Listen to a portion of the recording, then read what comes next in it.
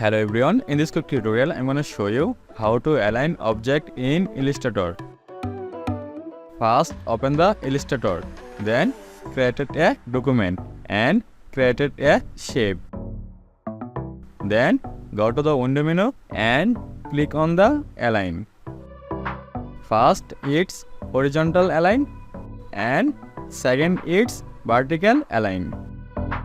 Horizontal align left, horizontal align center, horizontal align right. Second it's vertical align top, vertical align center and vertical align bottom. If you want to middle the shape, then click on the horizontal align center and click on the vertical align center.